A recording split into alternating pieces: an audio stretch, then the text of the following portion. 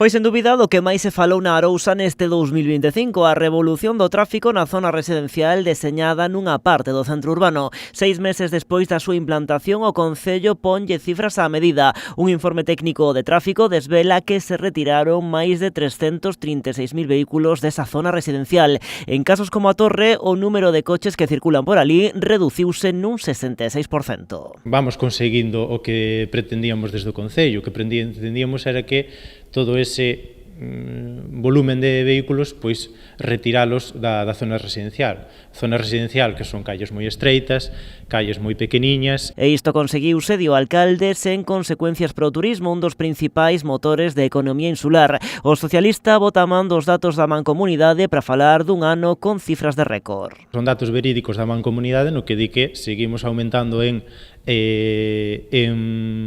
turismo, en visitantes, durante todo o ano. O mes de outubro, por exemplo, foi un mes espectacular, foi o doble de persoas que outubro do ano pasado. Luis Arosa apunta que as novas restricións ao tráfico na zona residencial tampouco tiveron impacto no comercio ou hostalería local. Polo menos, di, a él non lle chegaron as queixas. Nin pa ben nin pa mal, pero como dixo eu, cando nadie di nada, viron en todo o verán que non hubo ningún tipo de problema. E máis, moitos dos restaurantes, os restaurantes, hostelería, pois, mo dixeron que, bueno, pois que non perjudicou absolutamente nada. Tamén destaca o impacto medioambiental na zona, con menos contaminación e menos ruido. Hai menos CO2 na zona residencial.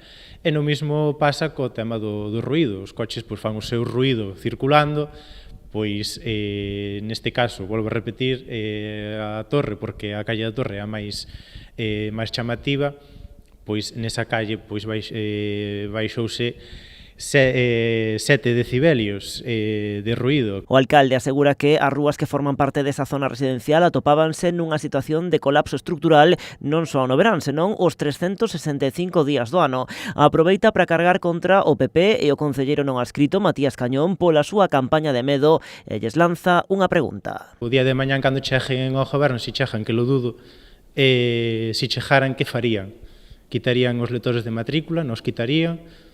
Que farían? Porque ainda agora non responderon, non sei o que van a facer. O goberno puxo unha solución. Gustará máis, gustará menos, ou terá as súas cousas, ou as cousas máis, ou as súas cousas menos. Pero eles que propoñen. Sobre as sancións, o alcalde salienta que a zona restringida a residentes está perfectamente indicada e que ao mesmo tempo o Concello fixo unha gran campaña de difusión das novas medidas e dos distintos aparcadoiros disuasorios que se poden empregar para deixar o coche.